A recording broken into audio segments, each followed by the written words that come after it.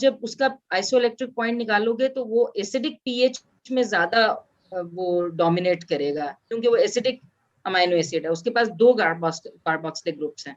तो आप सिर्फ कार्बोक्सिलिक ग्रुप की पीकेज को लोगे, उन दोनों को ऐड करोगे, pk1 और pk2, क्योंकि ये एसिडिक रेंज में होंगे, और फिर डिवाइडेड बाय 2, तो ये आपके पास आइसोइलेक्ट्रिक पॉइंट आ जाएगा उस एसिडिक अमाइनो एसिड के लिए। और अगर ये बेसिक अमाइनो एसिड है तो कार्बोक्सिलिक ग्रुप का जो डिसोसिएशन कांस्टेंट है दैट इज pk1, और अमाइनो ग्रुप का, चूंकि एक अल्फा कार्बन का अमाइनो ग्रुप है, अल्फा अमाइनो ग्रुप है इसके पास, और एक आर ग्रुप में है, तो वो क्या करेगा, वो जो pk2 होगा that is for the first R group, for the first amino group, and pk3 will be for the second amino group. तो pk2 और pk3 को ऐड करोगे, डिवाइडेड बाय 2 करोगे, तो उसका आइसोइलेक्ट्रिक पॉइंट आ जाएगा। मैम हमें पीके वैल्यूज गिवन होंगी या फिर जैसा एलेनिन की हम याद कर लेंगे वाली, या वो सबकी डिफरेंट हो? जब आपको कैलकुलेट करने के लिए दिया जाएगा तो वो वहां पे गिवन होगी वैल्यूज। ओके मैम, मतलब स्पेसिफिक नहीं होती एलेनिन के लिए यही हाँ, है? नहीं, एलेनिन की तो जो आपको दिखाई है वही वाली जी जी वैल्यूज है ना, लेकिन जी जब जी कैलकुलेशन आएगी तो वो आपको वैल्यूज दी होंगी, किसी भी स्पेसिफिक रैंडमली। अमाइनो एसिड की वैल्यूज होंगी। असल में जी एग्जामिनर ने आपका ये कॉन्सेप्ट चेक करना है कि आपको ये पता है कि एसिडिक अमाइनो एसिड के लिए आपने pk1 और pk2 लेना है, और बेसिक के लिए pk2 और pk3 लेना है। वो बेसिक कॉन्सेप्ट ये चेक करेंगे आपका, इसमें चेक ये करना है, रादर देन हमें आपको वो वैल्यूज रिमाइंड नहीं करवानी इसमें। ठीक है, yes ma'am, thank you so much. चलें आपके वहाँ अब बेटे, जिसने ज्वाइन करना है, I think I must start, it is already 5 minutes late. ठीक है, तो मैं अब इसको स्टार्ट कर रही हूँ, बाकी अब नहीं आ रहे तो ये उनका नुकसान है, क्योंकि कल मैं लेक्चर जब स्टार्ट करूंगी I start with the brain teasers of this section of your topic, तो आप सारा पढ़ के आएंगे और ब्रेन टीजर्स को सॉल्व करेंगे खुद से। ठीक है, और फिर हम आगे चलेंगे। तो मैं आज ये जो कंपोनेंट है सारा, ये फर्स्ट अमाइनो एसिड्स वाला, I finish with this component, और फिर कल हम प्रोटीन के सेक्शन को टच करेंगे, लेकिन will start with the brain teasers of this component, और फिर उसके बाद हम अगला सेक्शन स्टार्ट करेंगे। ठीक है, तो चलें, स्टार्टिंग विद टुडेज टॉपिक, आज हम डिस्कस करेंगे हेंडरसन हेजलबैक इक्वेशन, और हेंडरसन हेजलबैक इक्वेशन की डेरिवेशन इज नॉट रिक्वायर्ड। आपको ये पता होना चाहिए कि what is Henderson Hasselbalch equation.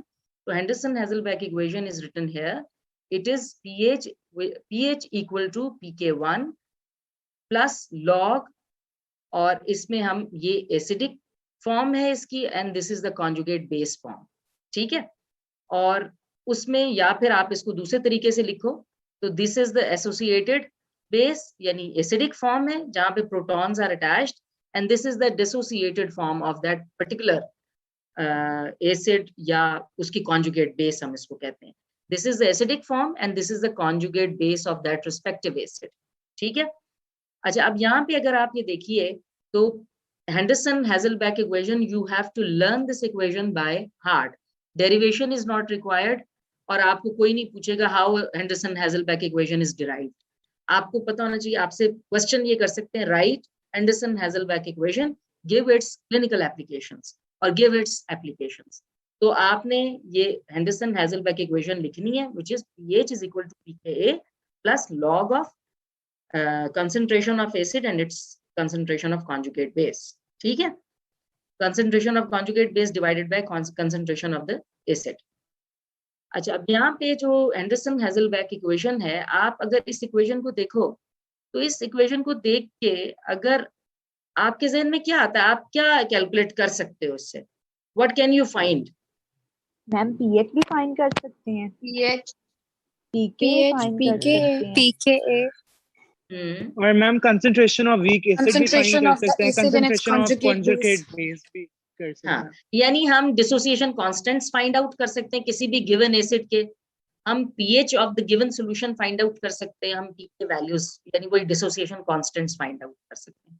pK excuse me ma'am, I do have a confusion. Ma'am हमने हेंडरसन इक्वेशन में मैम पढ़ा था कि pH is equal to pK plus log concentration of salt over concentration of acid, तो फिर ma'am उसमें क्या difference है इससे? नहीं, कोई डिफरेंस नहीं है। देखो, concentration of salt divided by concentration of acid, तो ये देखो यहाँ पे acid is the conjugated form and salt is the unconjugated form. Base है ना? Yes, ठीक है? ma'am. अब मैं आपको क्लिनिकल टर्म्स में बात कर रही हूँ, मैं बायोकेमिस्ट्री की टर्म्स में बात कर रही हूँ as a clinician, how you will use this equation. Equation same है बेटा, लेकिन यहाँ पे चूंकि हम बॉडीज बफर्स की बात कर रहे हैं, तो I am talking in terms of weak acids and it's conjugate base. जब भी ये पेयर बनेगा ना किसी भी बफर के अंदर, तो इसमें हमेशा एसिड और उसी का कॉन्जुगेट बेस होता है. ये कोई डिफरेंट बेस या डिफरेंट सॉल्ट और डिफरेंट एसिड नहीं होगा. This is always a pair, जिसमें ये उसकी एसिडिक फॉर्म है और ये उसकी अनकॉन्जुगेटेड फॉर्म है, बेसिक फॉर्म है. ठीक है? अच्छा, Yes, ma'am. Thank you. आपने सिंपली ये इक्वेशन देख के आपने कहा कि yes we can find out pH, we can find out pKa और द डिसोसिएशन कांस्टेंट्स, और you can also find out the concentration of the conjugate base or the concentration of the acid in a given solution. ठीक है ना? अच्छा, अब अगर मैं थोड़ा सा, yes you are very right, आपने almost इसकी clinical applications, आपने applications Henderson Hasselbalch equation की बता दी. हम अगर इसको थोड़ा सा clinicians की term में हम बात करें, तो we can talk in terms like this. सबसे पहले तो देखो जी, आपने जब आपने ये टाइट्रेशन कर्व पढ़ा है और आपने डिसोसिएशन की बात की है, तो हमने वहां पे की थी, तो हमने अमाइनो और कार्बोक्सिलिक ग्रुप की बात की थी ना, कि हमने कहा था कार्बोक्सिलिक ग्रुप डिसोसिएशन होती है, पहले pK1 होता है वो, और फिर pK2 होता है, जहाँ पे अमाइनो ग्रुप की डिसोसिएशन होती है. ठीक है ना? हमने टाइट्रेशन कर्व जब पढ़ा, तो हम हेंडरसन हैज़लबैक इक्वेशन की हेल्प से we can find out dissociation constant of the carboxylic and the amino group of a given amino acid. ऐसा कर सकते हैं ना? कर सकते हैं? Yes ma'am.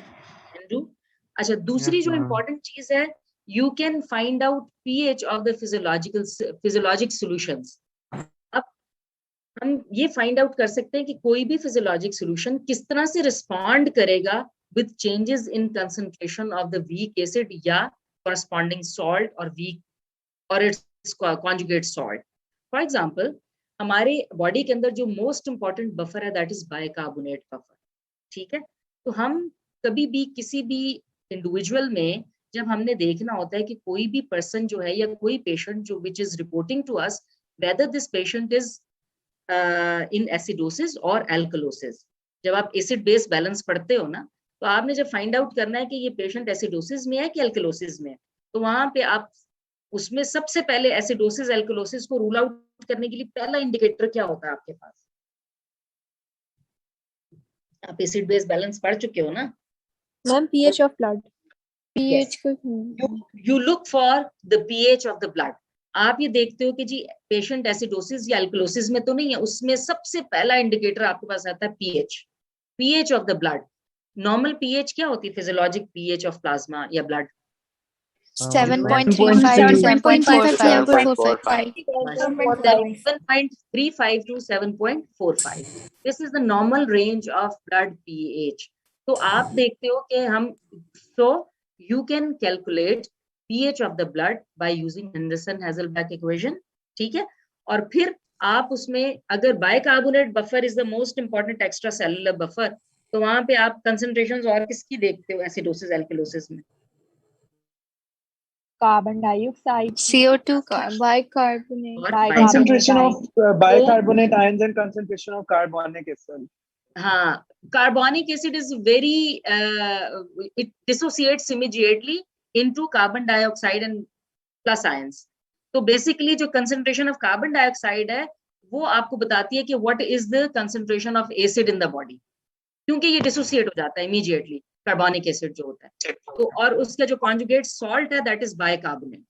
तो आप बाइकार्बोनेट चेक करते हो, आप कार्बोनिक एसिड कार्बन डाइऑक्साइड की कंसंट्रेशन चेक करते हो, प्लस पीएच चेक करते हो. So with the help of Henderson-Hasselbalch equation, you can find out all these parameters. Yes or no? Yes. Yes. So you can check or you can use Henderson-Hasselbalch equation to calculate the pH of physiologic solutions responding to changes in the concentrations of weak acids or its corresponding or conjugate salt form. ठीक है? दूसरा, आप और भी जितने physiologic physiologic solutions हैं like urine है, CSF है, इन सब में आप you can find out the pH of those solutions by using Henderson Hasselbalch equation.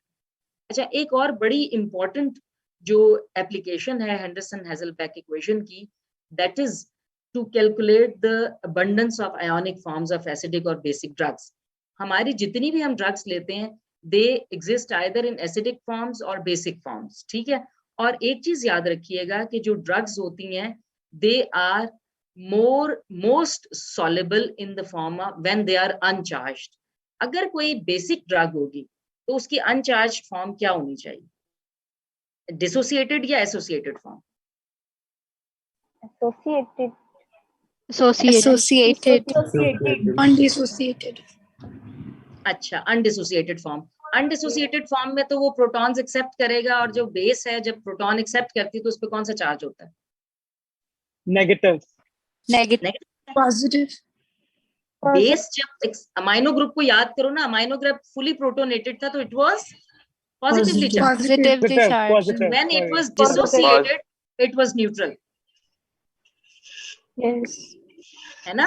तो इसका मतलब ये हुआ कि बेसिक ड्रग्स डिसोसिएटेड फॉर्म में न्यूट्रल होंगी और उस फॉर्म में they will be absorbed more rapidly, they will be able to pass the membranes more readily in uncharged form. और अनचार्ज्ड फॉर्म बेसिक ड्रग की कौन सी होगी? Dissociated form. dissociated और एसिडिक ड्रग्स की कौन सी होगी? associated undissociated Associated. तो ये बात क्लियर हो गई है। तो अगर Yes, मैं ma'am. अब दोबारा से कहूं कि हेंडरसन-हेज़लबैक इक्वेशन की जो अगर क्लिनिकल एप्लीकेशन की हम बात करें तो क्लिनिकल एप्लीकेशन में जो हेंडरसन-हेज़लबैक इक्वेशन में इसकी जो सिग्निफिकेंस है, बाइकार्बोनेट के एज बफर आप उसको चेक करो, उसमें कंसंट्रेशंस pH फाइंड आउट करने के लिए, कार्बोनिक बाइकार्बोनेट के कंसंट्रेशन को फाइंड आउट करने के लिए, और कंसंट्रेशन ऑफ कार्बन डाइऑक्साइड। तो आप for example there are multiple diseases which can lead to acidosis और alkalosis. So with the help of Henderson Hasselbalch equation you can find out whether the reporting patient or the individual is in acidosis or alkalosis or he has no issue with the acid base balance। ठीक है, एक ये clinical application. किस चीज को repeat करूं, क्या repeat करूं? बेसिस कौन सी एसिड्स और बेसिस कौन सी फॉर्म में एब्जॉर्ब होती हैं ड्रग्स के बारे में? ड्रग्स जो हैं वो अपनी अनचार्ज्ड फॉर्म में एब्जॉर्ब होती है, ठीक है। Drugs are absorbed in uncharged form, ठीक है। अब अगर सपोज वो बेसिक ड्रग है तो आप ये अपना माइक बंद करें तो मुझे अपना ही एको सुनाई दे रहा है। तो बेसिक ड्रग जो होगी, बेसिक ड्रग आयोनाइज्ड अपनी एसोसिएटेड फॉर्म में अनचार्ज्ड होगी या डिसोसिएटेड फॉर्म में अनचार्ज्ड? कौन सी डिसोसिएटेड फॉर्म में होगी ना, क्योंकि अपने प्रोटॉन्स लूज कर देगी, it becomes uncharged. So the basic drugs are more readily absorbable in the form of uncharged, when they are uncharged, when they are dissociated, fully dissociated. And acidic drugs are more readily absorbable when they are associated form में होंगी, ठीक है। तो जितनी भी acidic drugs हैं, they are more absorbable at which pH range? Acidic pH range में कि basic pH range में? Acidic pH रेंज में। और जो आपकी बेसिक ड्रग्स होंगी वो किस pH पे ज्यादा एब्जॉर्बेबल होंगी? Acidic. Basic. Basic. बेसिक में ना, जैसे बेसिक में करते जाओगे तो वो हाँ डिसोसिएट जी होना शुरू हो जाती है ना, ठीक है। तो किसी चीज को बना के लिखना। सॉरी मैम ये समझ नहीं आई। इसमें क्या ना समझने वाली बात है? इसमें सबसे देखो मेरी बात सुनो, इसमें सिर्फ एक कॉन्सेप्ट समझने की बात है, उसके बाद कुछ मुश्किल नहीं है। एक फैक्ट है कि जो जितनी भी ड्रग्स हैं वो एसिडिक या बेसिक हों, वो अपनी अनचार्ज्ड फॉर्म में, यानी उनके ऊपर चार्ज ना हो तो वो मैक्सिमली एब्जॉर्ब होती है। ठीक है, जैसे ही ये फैक्ट आपके जहन में आपको याद रहेगा ये कॉन्सेप्ट, तो उसके बाद आप खुद ब खुद सोच लो कि बेसिक ड्रग किस फॉर्म में एब्जॉर्ब होनी चाहिए और एसिडिक ड्रग किस फॉर्म में होनी चाहिए। जब उसके साथ हाइड्रोजन आयन अटैच्ड होगा तो वो एब्जॉर्ब होनी चाहिए, या जब डिसोसिएटेड होगा तो एब्जॉर्ब होनी चाहिए। उसको न्यूट्रल करना तुमने, चार्ज ना हो। इसमें क्या मुश्किल है बताओ? मैम बेसिक ड्रग जो है वो डिसोसिएटेड फॉर्म में न्यूट्रल है और एसिडिक हाँ, वो किस फॉर्म में? एसोसिएटेड फॉर्म में। जब कार्बोक्सिलिक ग्रुप के साथ प्रोटॉन अटैच होता है तो उसका नेगेटिव चार्ज खत्म हो जाता है, होता है ना खत्म? Yes ma'am. और अगर जो अमाइनो ग्रुप है उसका प्रोटॉन अगर उसके साथ अटैच करोगी तो उसके ऊपर क्या चार्ज आ जाता है? मैम वो पॉजिटिव। और जब उसको डिसोसिएट करोगी तो वो न्यूट्रल हो जाता है ना? Yes ma'am. तो इसका ये मतलब हुआ कि जो बेसिक ड्रग्स हैं वो अपनी डिसोसिएटेड फॉर्म में ज्यादा एब्जॉर्ब होती हैं, और एसिडिक ड्रग्स जो होती हैं वो अपनी अनडिसोसिएटेड फॉर्म में एब्जॉर्ब होती हैं। अब इसमें क्या मुश्किल है बताओ? है मुश्किल कुछ?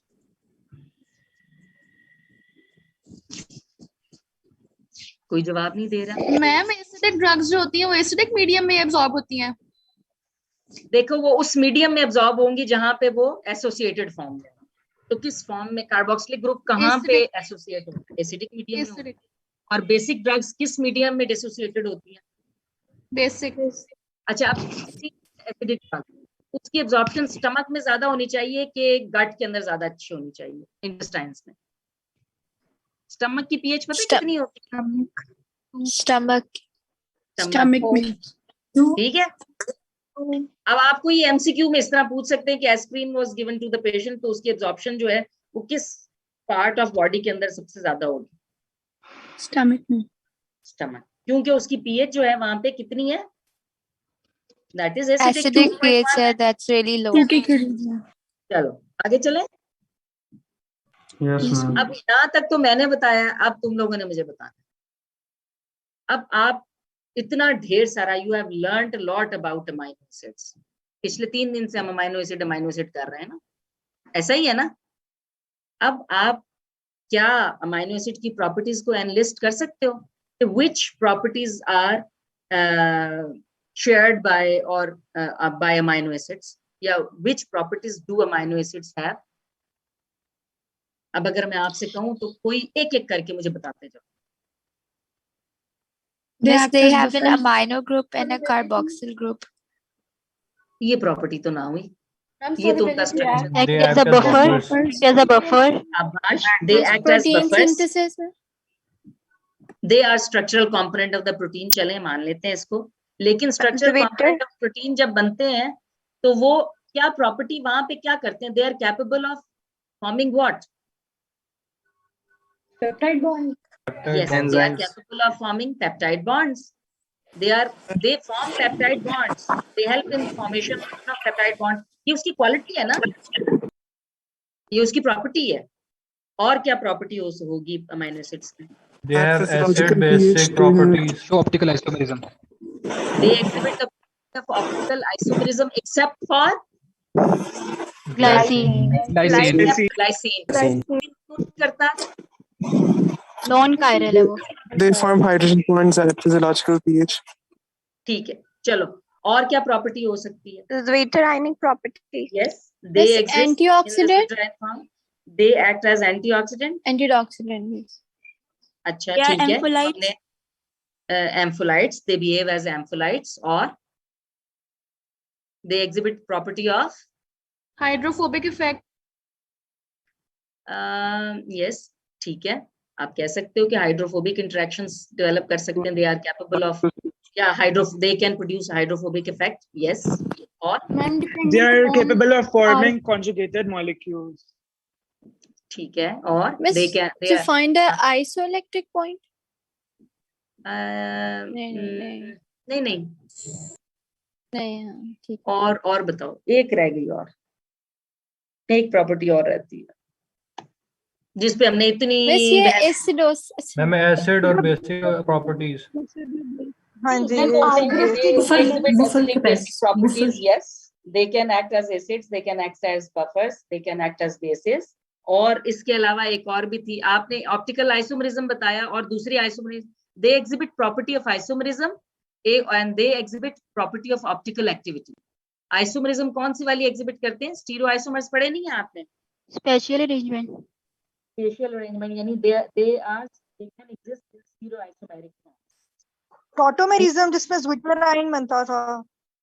मैम नहीं, एनएंशियोमर्स वाले, एनएंशियोमर्स वाले मिरर इमेजेस जो Mirror images, ENL mirror forms, ठीक है। तो अब आप ये देख लो, ये प्रॉपर्टीज आपने मुझे खुद बताई हैं अमाइनो एसिड्स की, मैंने आपको कुछ नहीं बताया इसमें से, ठीक है। तो these are all the properties which are exhibited by amino acids, ठीक है बच्चों, आगे चलें। अब हम कुछ special concepts about amino acids discuss कर लेते हैं, जो कि हमने अभी तक डिस्कस नहीं किया। अभी तो हमने जनरल बिहेवियर और जनरल स्ट्रक्चर और जनरल प्रॉपर्टीज की बात की थी कि अमाइनो एसिड्स की दिस।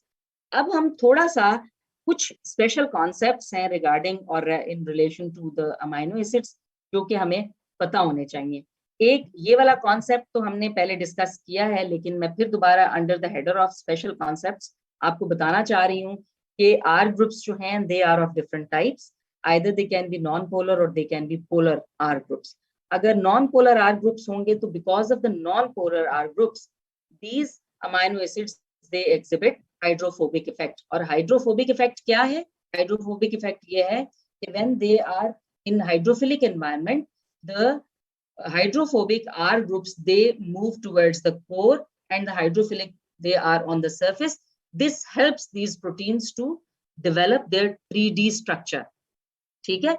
R groups की इस प्रॉपर्टी की वजह से proteins can opt a 3D globular structure, क्योंकि जब उनकी एनवायरनमेंट हाइड्रोफिलिक होती है तो उनके हाइड्रोफोबिक मॉलिक्यूल्स कोर में चले जाते हैं, हाइड्रोफिलिक सरफेस पे आते हैं and they attain their 3D structure, ठीक है। और ये तो जनरली हाइड्रोफिलिक एनवायरनमेंट की बात कर रहे हैं, लेकिन मेम्ब्रेन्स में क्या होता है? मेम्ब्रेन्स में ये कल हमने डिस्कस किया था, मैं सिर्फ दोबारा से हाईलाइट कर रही हूँ और इसीलिए I am going through it quickly, क्योंकि ये कॉन्सेप्ट आपका क्लियर है। और जब लिपिड बायलेयर की हम बात करते हैं तो लिपिड बायलेयर के अंदर चूंकि हाइड्रोफोबिक एनवायरनमेंट है सारी, तो वहां पे R groups with the hydrophobic R groups they are on the surface and they interact with the lipid molecules and the hydrophilic residues they are in the core and they behave as channels for hydrophilic molecules. ये बात clear है ना? कल हमने समझ ली थी ये बात, ठीक है। अब अगर मैं ये स्ट्रक्चर दिखाऊं तो कल आप कह रहे थे, तो मैंने फिर ये डायग्राम इसलिए रख ली कि सेल मेम्ब्रेन के अंदर मेनली जो हाइड्रोफोबिक आर ग्रुप्स होते हैं they are on the surface और सेंटर कोर के अंदर they hydrophilic residues are there, और वो इसीलिए फैट वाटर लविंग मॉलिक्यूल्स को अपने they allow them to pass through them, ठीक है। और अगर आपकी एनवायरनमेंट नॉन पोलर है तो पोलर एनवायरनमेंट के अंदर जो पोलर आर ग्रुप्स होंगे दे will B clustered on the surface and the non polar will be in the core and the protein will make it's 3D structure, globular structure बनाने में help करता है। जब हम प्रोटीन फोल्डिंग पढ़ेंगे ना तो वहां पे फिर मैं आपसे पूछूंगी कि proteins what makes them to fold in a 3D structure. तो वहां पे सबसे पहले प्रोटीन फोल्डिंग को जो इनिशिएट करती है दीज हाइड्रोफोबिक इफेक्ट होता है which initiates the protein folding actually, ठीक है। और वो हाइड्रोफोबिक इफेक्ट क्या है? when there is hydrophilic environment the hydrophilic R groups, amino acids with hydrophilic R groups they come on the surface and the hydrophobic R groups they move to the core और इस तरह से automatically ये folding start कर देता है protein की। Next concept जो इंपॉर्टेंट कॉन्सेप्ट है that is about proline. Proline otherwise तो आपने जो जनरल स्ट्रक्चर पढ़ा अमाइनो एसिड्स का, this was that there is alpha carbon and alpha amino group, alpha carboxylic group, hydrogen and R group, ठीक है। ये हमने जनरल स्ट्रक्चर पढ़ा था। लेकिन अगर प्रोलीन का स्ट्रक्चर करें तो प्रोलीन हैज समथिंग डिफरेंट। यहाँ पे प्राइमरी अमाइनो ग्रुप की बजाय there is secondary amino group, ठीक है। तो इसलिए हम इसको अमीनो एसिड नहीं कहते, हम इसको इमीनो एसिड बोलते हैं। और इसका अगर स्ट्रक्चर आप देखो तो अगर अदरवाइज आप देखो तो जो अमाइनो एसिड्स हैं या अमीनो एसिड्स हैं they are with this arrangement, here is the primary amino group, ठीक है, या amino group, and this is a secondary amino group. इसको सेकेंडरी क्यों कह रहे हैं? क्योंकि इसमें जो आपका आर ग्रुप का 3 कार्बन चेन है that makes an other that also interacts with the nitrogen of this amino group. ठीक है, तो क्या होता है कि ये अल्फा कार्बन भी इसके साथ लिंक्ड है और आर ग्रुप का कार्बन भी इसके साथ लिंक्ड है, so it makes a ring like structure. तो इसलिए हम इसको कहते हैं सेकेंडरी अमीनो या अमीनो ग्रुप। तो proline contains secondary amino group rather than primary amino group. This is the difference between the primary and the secondary amino group. So proline has a specific structural arrangement where it makes a ring-like structure due to this interaction, and where proline is present, it will introduce kink or deviation in the polypeptide chain. ठीक है, इसी वजह से ये जो helical structures होते हैं उनको इंटरफेयर करता है। ठीक है, यही कॉन्सेप्ट आपने प्रोलीन का नहीं पढ़ा हुआ था ना अभी तक? मैम जो किंक बनाते हैं वो अनसैचुरेटेड नहीं बनाते, इसकी रिंग में तो अनसैचुरेशन नहीं है प्रोलीन की। वो फैटी एसिड्स हैं बेटा, जिसमें सैचुरेशन और अनसैचुरेशन की बात होती है। जी मैम, लेकिन किंक में डबल देखो ना, बॉन्ड नहीं अब होना अगर चाहिए। देखो मेरी बात सुनो, यहाँ पे अगर प्रोलीन आता है तो इसका आर ग्रुप जो है वो अपने ही अल्फा कार्बन के अपने ही नाइट्रोजन के साथ इंटरेक्ट कर रहा है, तो यहाँ पे ये चेन को फोल्ड नहीं करेगा, बैंड नहीं इंट्रोड्यूस करेगा उसके अंदर, करेगा ना? ओके मैम, जी जी। चलो आगे चलो, जी अब मैम। आगे मैम चलें जी। मैम ये फिर जो है collagen fibrous structure of collagen जो है तो उसको किस तरह सपोर्ट करेगा? उसके अंदर तो बेटा आप अगर उसका जब हम स्ट्रक्चर, आपने स्ट्रक्चर पढ़ लिया कोलेजन का? Yes ma'am, yes ma'am. Structure पढ़ रहे हैं तो उसमें बड़ा कॉम्पैक्ट फाइब्रस स्ट्रक्चर बना रहा है ना ये जी। तो उसमें टर्न्स आ रहे हैं और बहुत रैपिड टर्न्स हैं। सिर्फ 3 अमाइनो एसिड्स हैं उसके अंदर, ग्लाइसिन है, प्रोलीन है, लाइसिन है, और प्रोलीन जी। लाइसिन के रेजिड्यूज पे हाइड्रोक्सिलेशंस हो रही हैं, तो वो बहुत फ्रीक्वेंट बेंड्स आ रहे हैं उसके अंदर अगर आप उसके स्ट्रक्चर को देखो तो, जी। And that is because of proline. और ग्लाइसिन चूंकि स्मॉलेस्ट सिंपलेस्ट आर ग्रुप है उसके अंदर, वो कोई इंटरेक्शन नहीं करता, कोई इंटरफेरेंस नहीं करता, कोई रिपल्शन या अट्रैक्शन नहीं करता, इसलिए वो बड़े आराम से इन बेंड्स के अंदर एडजस्ट हो जाता है उसका आर ग्रुप। ठीक है, ठीक है। अच्छा, तो ये इसी वजह से अल्फा हेलिक्स जो ग्लोबुलर प्रोटीन के उसमें भी इंटरफेयर करता है। हाँ इसीलिए करता है क्योंकि ये खुद अपना ही रिंग बना लेता है और वो फिर किंक या बेंड टर्न उसमें इंट्रोड्यूस कर देता है। अच्छा, अब नेक्स्ट जो कॉन्सेप्ट है वो ये है कि यहाँ पे डाइसल्फाइड बॉन्ड्स भी बन सकते हैं। जो अमाइनो एसिड आर ग्रुप्स होते हैं they can make disulphide bonds, और वो डाइसल्फाइड बॉन्ड्स किन अमाइनो एसिड रेसिड्यूज के दरमियान में बनेंगे, किन आर ग्रुप्स के दरमियान में बनेंगे?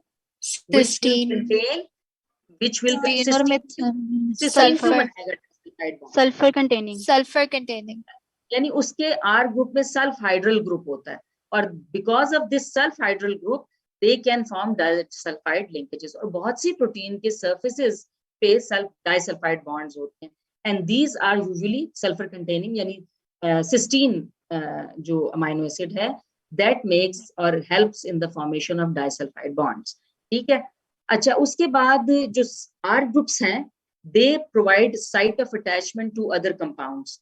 ठीक है, जो आर ग्रुप्स जितनी भी हैं वो क्या करती हैं, वो इंटरेक्शंस डेवलप करने में हेल्प करती हैं, वो डाइसल्फाइड बॉन्ड्स बनाने में हेल्प करती हैं, they provide site of attachment for other compounds. इन्हीं आर ग्रुप्स के थ्रू ही जितने भी कंपाउंड्स होते हैं जो प्रोटीन स्ट्रक्चर के साथ अटैच्ड होते हैं, जिस तरह ग्लाइकोप्रोटीन्स बनती हैं, तो जो कार्बोहाइड्रेट्स अटैच्ड हैं they are attached through the R groups. ठीक है, स्पेसिफिक या लाइपो प्रोटीन्स होती हैं तो lipid molecules are attached through this R groups. So these R groups या फिर जितने भी कोई और मॉलिक्यूल्स या मेटल आयंस या और चीजें जो भी प्रोटीन स्ट्रक्चर के साथ अटैच करती हैं, the type of R group will determine which type of molecules will attach to this protein. ठीक है, excuse me ma'am, but disulphide bonds में तो मैम सिर्फ 2 अमीनो एसिड्स जो हैं वो होंगे ना, सिस्टीन और मेथियोनिन।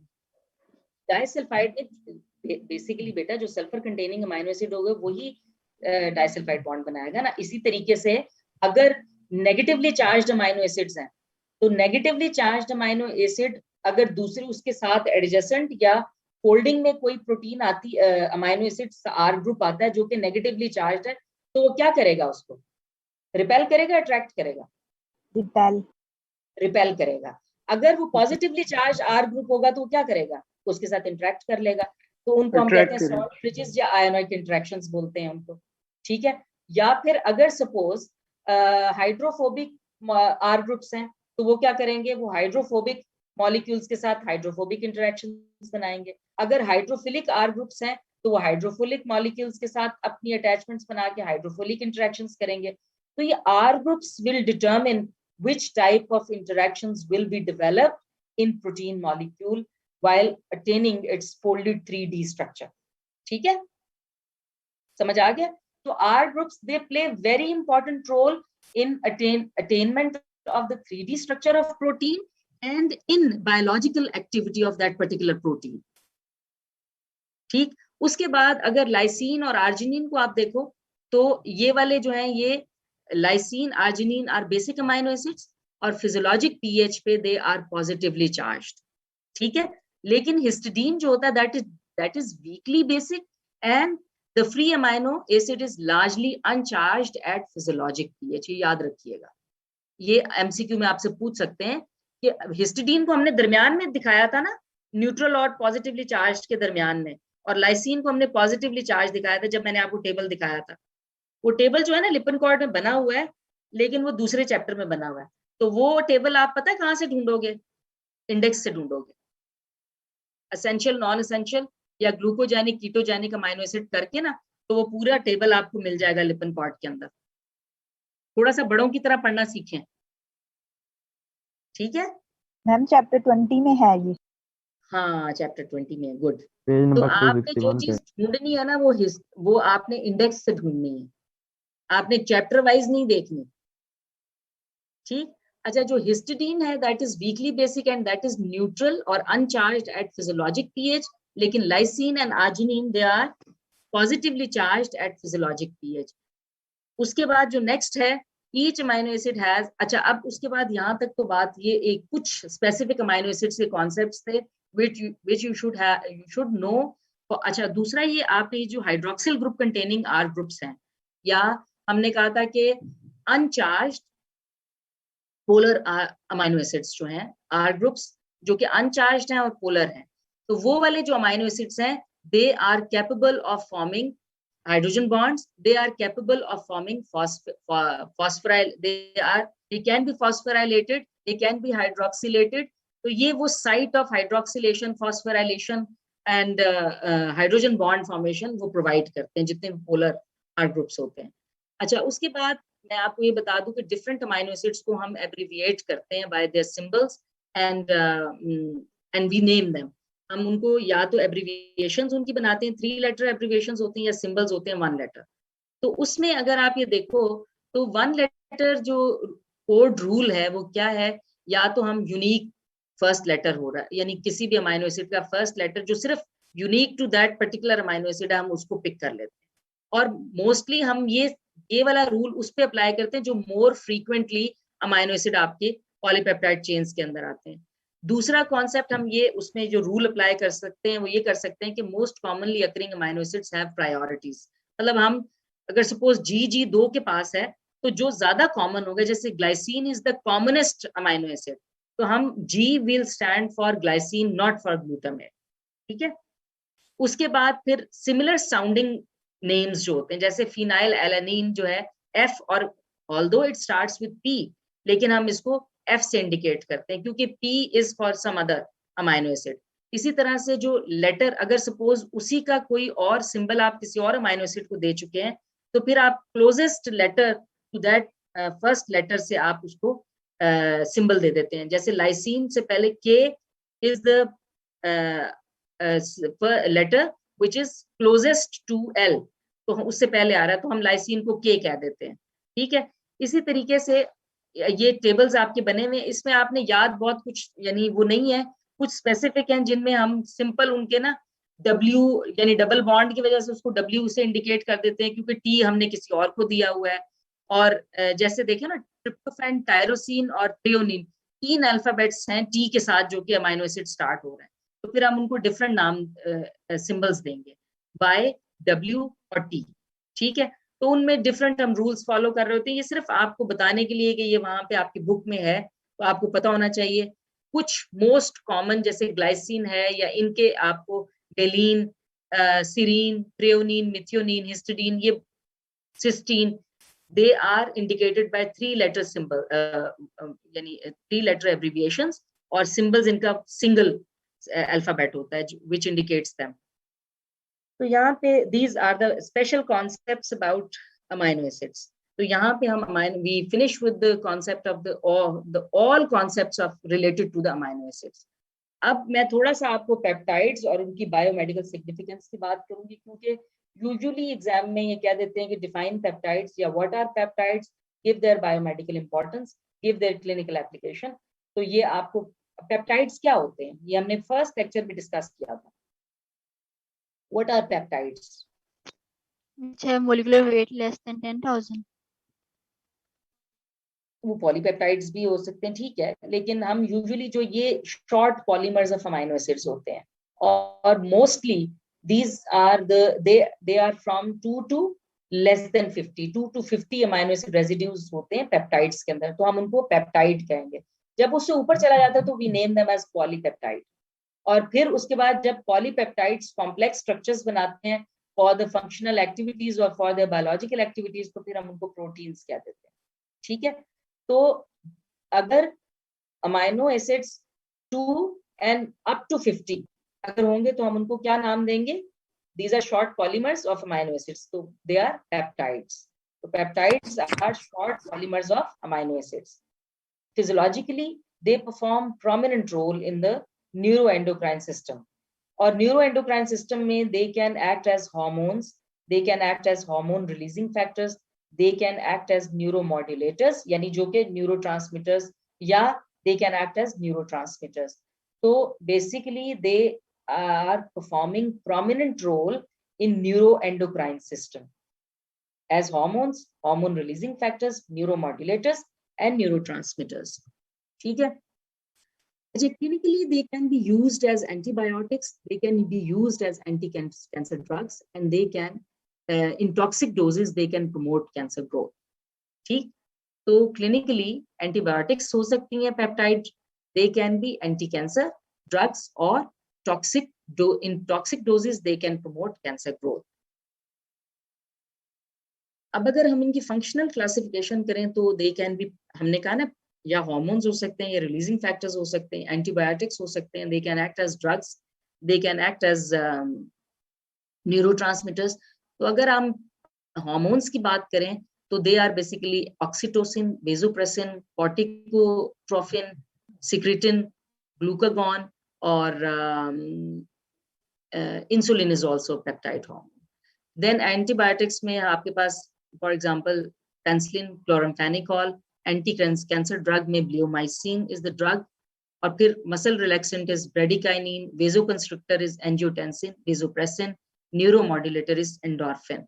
तो functionally we can classify peptides like this. अच्छा, अब अगर आप ये देखो तो बायोलॉजिकल रिड्यूसिंग एजेंट्स अगर हैं तो glutathione is also a peptide which acts as a reducing agent. फिर अगर हम आर्टिफिशियल स्वीटनर की बात करें, आपने यूजुअली देखो aspartame is added to different things and it is artificial sweetener and it is a peptide. फिर उसके बाद मसल पेप्टाइड इज क्रेटिन. तो ये सारी इसकी फंक्शनल क्लासिफिकेशन भी आप कह सकते हो, और ये इसकी बायोलॉजिकल रोल भी आप कह सकते हो. They can act as artificial sweetener, they can act as muscle peptide like creatine, they are involved in oxidation reduction reactions. तो ये सारे उसके functions भी आ जाते हैं. This is a table which will elaborate the number of amino acids in them and their physiological activity. ठीक है, तो इसमें basically अगर आप ये देखो तो इसमें angiotensin 1, angiotensin 2, angiotensin 3, and these they have different number of amino acids. 10 angiotensin 1 में 10 amino acids होते हैं, and angiotensin 2 have 8 amino acids, angiotensin 3 has 7 amino acids. So basically ये they are produced from the angiotensinogen, and renin is an enzyme produced in the JG cells of the renal afferent arterioles and acts upon substrate angiotensinogen to produce the decapeptide angiotensin, which is converted to angiotensin 2. Angiotensin 2 is converted to heptapeptide angiotensin 3. These are potent stimulator of aldosterone production. ठीक है, तो basic इनका function क्या है, aldosterone production है, और एक form दूसरी फॉर्म में कन्वर्ट हो रही है इसके अंदर. देन इज द एस्पार्टेम, जिसके अंदर 2 अमाइनो एसिड्स होते हैं. It is used as artificial sweetener. Then is bradykinin, इसमें 9 अमाइनो एसिड्स हैं. It is a natural smooth muscle relaxant. Then is the beta corticotrophin, adrenocorticotropic hormone, and then it contains 39 amino acids and it stimulates secretion of glucocorticoid hormone. ये सारी याद करने वाली बातें, इसमें मेरे आपको समझाने वाली कोई ऐसी बात नहीं है कि मैं इसको इलेबोरेट करूं. ठीक है, तो इसमें oxytocin contains 9 amino acid and it plays a role in the milk ejection from the lactating mammary gland, या इसको हम let down reflex भी कहते हैं. And it also promotes uterine contractions, important for cervical dilatation during the 2nd and 3rd stage of labor. Then is the penicillin. Penicillin is antibiotic and it is a drug. It contains 3 amino acids and it is a group of antibiotics which is derived from Penicillium fungi. And then is the secretin, 27 amino acid polypeptide or the peptide molecule, and it stimulates the release of watery bicarbonate rich fluid from pancreatic and bile duct epithelium. And then is the vasopressin, which contains 9 amino acids, and it is actually antidiuretic hormone, and it is a peptide hormone that controls the reabsorption of water in tubules of the kidney by affecting the cellular permeability. अच्छा, ये तो सारे जो peptide हैं, इसमें usually आपको question जो exam के अंदर आ जाता है ना, उसमें ये कहते हैं कि define peptide, or what is peptide, give its clinical application, or what is the clinical significance, or give its physiological roles, या elaborate with 2 or 3 examples. तो वो आपको specifically they will give you number, या फिर वो आप simple कह देंगे elaborate your answer with example, give their biological role. तो आप biological role simply, अगर simple आपसे पूछते हैं give their biological role, तो आप उसको enlist कर दोगे 1 2 3 4 5. आपसे उनको वो कह सकते हैं कि give 5 important clinical applications of the peptides. तो आप कोई सी 5 applications उनकी लिख दो. ठीक है, यहाँ तक क्लियर है? कोई चीज जो आपको समझ में ना आई हो बच्चों? मैम इस टेबल को याद करना, बिल्कुल याद करना है, इसको बिल्कुल याद करना है. इसको इसलिए याद करना है, ये वैसे ना मुश्ताक आपकी बुक है जिसके अंदर ये है टेबल, लिपन में नहीं है ये. तो मैं ये टेबल आपके साथ शेयर कर दूंगी. इस टेबल को मैं शेयर कर देती हूँ आप लोगों के साथ, लेकिन ये आप पढ़ो. कल हम अपना जो लेक्चर स्टार्ट करेंगे, we'll start with the brain teasers from this component. ठीक है, अमाइनो एसिड का जितना भी कंपोनेंट है उसमें से ब्रेन टीजर्स हम करेंगे. अभी कोई चीज आपको अगर समझ में नहीं आई तो you can ask from me, नहीं तो कुछ चीजें मैं आपसे पूछूंगी. मैम जरा इसका नेक्स्ट स्लाइड जरा मैम कर दें प्लीज. तस्वीरें खींच रहे हो? Just ma'am screenshot. Ma'am biochemistry में इतने मुश्किल नाम भी होते हैं. नहीं, ये अभी मुश्किल लग रहे हैं, बाद में आसान लगेंगे आपको, फिर आप ऐसे ऐसे बोलोगे. कुछ मुश्किल नहीं है. बाद में आप इसकी स्क्रीनशॉट ले लो, वैसे इस टेबल की सभी ले लो. मैं पहले वाला भी करती हूँ और फिर दूसरा वाला भी ले लो. मैम जी मैम, सीरीन, थ्रियोनिन और टायरोसिन की जो साइड चेन अटैचमेंट थी, आपको बता सकती हैं दोबारा? Serine, threonine and tyrosine. Serine, threonine and tyrosine, ये कौन से अमाइनो एसिड्स हैं, कौन से आर ग्रुप्स हैं इनके पास? मैम ये देखो ना, अब तो तुम सारा पढ़ चुके हो ना. अब तो मैं पूछूंगी तुमसे कि कौन से आर ग्रुप्स हैं. इसका ना जरा लिपनकॉर्ड का पेज खोलो और उसमें ना इनकी तस्वीरें देखो कैसी. मैम स्लाइड नेक्स्ट करें. न्यूट्रल है. न्यूट्रल तो है, लेकिन इनके पास इनके आर ग्रुप्स में क्या क्या चीजें हैं अगर देखो तो. OH ग्रुप है ना, सीरीन को भी देख लो, थ्रियोनिन को भी देख लो और टायरोसिन को भी देख लो. अपनी लिपनकॉर्ड में टेबल है आपका, उसमें इनके स्ट्रक्चर्स ड्रॉ हुए हैं. बुक है पास? जी मैम. है ना. तो देखो ये जो साइड चेन्स है ना इनकी, ये मेनली पोलर इंटरेक्शंस के लिए या हाइड्रोजन बॉन्ड फॉर्मेशन के लिए हेल्प करते हैं। प्लस ये जो सारी साइट्स है ना, इनके हाइड्रोक्सिल ग्रुप्स हैं, जिसकी वजह से they can participate in hydrogen bond formation, और प्लस यहाँ पे फॉस्फोराइलेशन भी हो सकती है। ठीक है, तो मेनली ये हाइड्रोजन बॉन्ड या site of attachment for other compounds ये प्रोवाइड करती हैं, आर ग्रुप्स जो होते हैं इनके। Okay ma'am. मैम जो प्रोटीन की 3D स्ट्रक्चर बनाने के लिए जो साइड चेन का रोल होता है वो थोड़ा सा बताइएगा, थोड़ा सा रिपीट कीजिए। अच्छा देखो, एक पॉलीपेप्टाइड चेन है, जरा इसको विजुअलाइज करो। एक पॉलीपेप्टाइड चेन, एक थ्रेड है पूरा, एक थ्रेड है, उसके अंदर बीड्स हैं, और वो बीड्स जो है, तस्बीह को जरा विजुअलाइज कर लो। तस्बीह के अंदर आपने बीड्स डाले होते हैं, ठीक है। अब अगर आप ये देखो कि अगर ये पूरी एक स्ट्रेट इसको कर दो, राउंड नहीं करो, अभी स्ट्रेट रखो इसको, और इसको ये देखो कि इस मोतियों के ना इर्द गिर्द आर ग्रुप्स भी बने हुए हैं, और ये आर ग्रुप्स डिफरेंट तरह के हैं। कुछ आर ग्रुप्स पोलर हैं, कुछ आर ग्रुप्स नॉन पोलर हैं। नॉन पोलर वो वाले हैं जिनको पानी बिल्कुल पसंद नहीं है और वो पानी से बहुत नफरत करते हैं। जैसे ही पानी उनके करीब आता है, ये फौरन उसको रिपेल करके बाहर उसको पीछे हटा देते हैं, खुद छुप जाते हैं, अपने आप को अंदर की तरफ छुपा लेते हैं, because they don't want to interact with hydrophobic hydrophilic environment. Water loving नहीं है वो, दे हेट वाटर।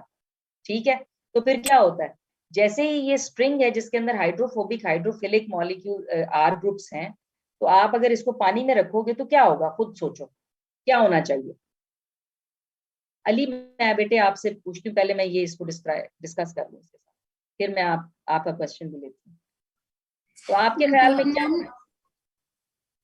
मैम वो आर जो है वो इनसाइड चला जाएगा, वो सारे के सारे ना पानी से दूर हटने की कोशिश करेंगे। अब दूर हटने के लिए क्या करेंगे वो, अगर सारा इर्द गिर्द पानी है तो वो क्या करेंगे, वो सारे के सारे ना अंदर की तरफ मूव कर जाएंगे और सारे कोर में आ जाएंगे, वो कोर में आ जाएंगे। और जो सरफेस पे जो जितने आर ग्रुप्स होंगे वो कौन से वाले होंगे, हाइड्रोफिलिक होंगे। तो जैसे ही आपने उसको इस पॉलीपेप्टाइड चेन को, जिसके पास हाइड्रोफिलिक हाइड्रोफोबिक आर ग्रुप्स वाले अमाइनो एसिड्स थे, आपने जैसे ही इसको हाइड्रोफिलिक एनवायरनमेंट प्रोवाइड की, तो सबसे पहला काम क्या हुआ, हाइड्रोफोबिक इफेक्ट की वजह से सबसे पहले वो ग्लोबुलर स्ट्रक्चर बनाना शुरू कर देंगे, गोल घूम जाएंगे ना फौरन, और अपने आप को हाइड्रोफोबिक जो रेजिड्यूज है वो कोर में जाने की वजह से ये जो स्ट्रिंग था ये अब ग्लोबुलर स्ट्रक्चर में कन्वर्ट हो जाए। होगा कि नहीं होगा बताओ? यस मैम, हो जाए। होगा ना। आपने कभी आप तो लड़की सालन बनाया होगा बहुत दफा, नहीं बनाया होगा तो देगची में या बॉल में पड़ा हुआ सालन ऑब्जर्व करते हो ना, उसमें क्या होता है, ऑयल कहाँ होता है सालन में? ऑयल ऊपर आ जाता है, ऑयल हमेशा सरफेस पे आ जाता है, इसलिए कि oil doesn't want to stay with water, it doesn't like water. तो ये फॉरन जितने भी ऑयल मॉलिक्यूल्स होते हैं वो they coalesce with each other, they interact with each other through hydrophobic interactions, और वो सरफेस पे अलग से एक लेयर बना देते हैं, सेपरेट हो जाते हैं ना उससे। और चूंकि लाइटर होते हैं इसलिए they are on the surface, water जो है वो हैवियर है, वो नीचे चला जाता है। तो इसी तरह से जब आपके इर्द गिर्द सारी की सारी और उसमें हाइड्रोफिलिक हाइड्रोफोबिक दोनों रेजिड्यूज हैं, तो हाइड्रोफिलिक रेजिड्यूज उस वाटर लविंग एनवायरनमेंट के साथ इंटरेक्ट करके हाइड्रोफिलिक इंटरेक्शंस बना लेंगे, और जो हाइड्रोफोबिक आर ग्रुप्स होंगे वो कोर के अंदर चले जाएंगे। तो ये हाइड्रोफोबिक इफेक्ट सबसे पहले प्रोटीन फोल्डिंग को इनिशिएट करता है। ये अब आगे हम पढ़ेंगे प्रोटीन फोल्डिंग में, लेकिन ये कॉन्सेप्ट आपको जहन में उस वक्त होना जरूरी है। आप ये याद रखो कि hydrophobic R groups will never like hydrophilic environment and they will always try to move away from this hydrophilic environment. ठीक है, क्लियर है बेटे? अच्छा मुझे एक सवाल का जवाब दो आप लोग। अच्छा अली, आप क्या पूछना चाह रहे थे बेटा? अली जैन, आपने you have raised your hand, आप क्या पूछना चाह रहे थे बेटे?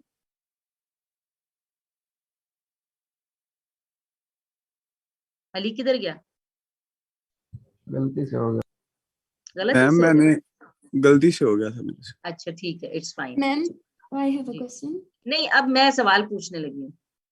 मुझे ये बताओ, एक पॉलीपेप्टाइड चेन है, वो प्रोटीन है, उसका अपना एक कैटालिटिक एक्टिविटी है।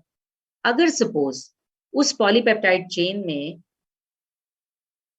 पोजीशन 10 पे, पोजीशन 9 पे, किसी एक स्पेसिफिक पोजीशन पे ग्लूटामेट रेजिड्यू था, ठीक है, but this residue is replaced by valine, तो उस प्रोटीन ने it lost its catalytic activity. What is the biochemical reason?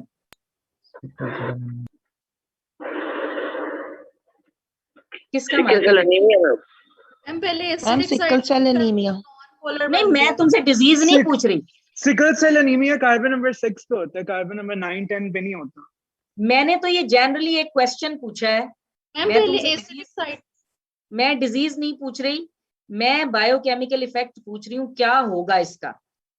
I am ठीक है ma'am, not asking about diagnosis. Polar glutamate की जगह नॉन पोलर ग्लूटामेट वो आ गया है, वलीन आ गया है। वेलिन आ गया, तो फिर क्या होगा? It will change from hydrophilic to hydrophobic. तो इस वजह से It उसका will structure change change from- होगा। हाँ, उसका 3D स्ट्रक्चर चेंज हो जाएगा। Why? Because hydrophilic R group is replaced by hydrophobic R group, तो उसके 3D स्ट्रक्चर चेंज हो जाएगा ना। प्रोटीन का जैसे ही 3D, किसी भी स्पेसिफिक प्रोटीन का जब 3D structure is lost, it loses it's activity, it becomes abnormal.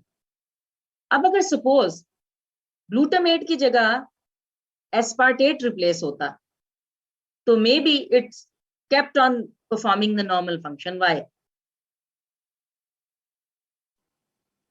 क्योंकि वो पोलर था और दोनों जो है वो पोलर है। पोलर नहीं सिर्फ, Acidic भी है, अगर मैं कहूँ acidic कि भी है। Glutamate is replaced by serine, तो दोनों पोलर हैं, लेकिन yes that will definitely introduce effect। लेकिन अगर glutamate is replaced by aspartate, तो maybe there is no effect। क्यों नहीं भला? दोनों Acidic एसिडिक नहीं है। Acidic है। दोनों एसिडिक हैं, शाबाश, दोनों एसिडिक है इसलिए। अच्छा, और कोई चीज बेटे जो आप पूछना चाहें? नहीं तो फिर I finish this lecture. Ma'am एक सवाल मैम पूछूं? डाइसल्फाइड लिंकेजेस एक बार रिपीट करते हैं हिस्टिडीन के केस में। हिस्टिडीन के केस में हिस्टिडीन नहीं बेटा, cysteine. Cysteine that contains, cysteine का स्ट्रक्चर तरह देखो कैसा है, सिस्टीन का स्ट्रक्चर देखो कैसा। मैम वो जहां पर था histidine is weakly basic. Histidine जो है ना, वो आपने फिजियोलॉजिक पीएच पे याद रखना है कि जो हिस्टिडीन है that is weakly basic and that is neutral. लेकिन फिजियोलॉजिक पीएच की बात की, जैसे आप पीएच इंक्रीज करोगे तो वो पॉजिटिवली चार्ज हो जाएगा, लेकिन लाइसिन और arginine they are positively charge at physiologic pH. Ma'am जो रेनिन और एल्डोस्टेरोन है वो एक दूसरे के आइसोमर्स हैं। रेनिन और एल्डोस्टेरोन? यस मैम, मतलब ये इसी टेबल में हमने कहीं पे पढ़ा था कि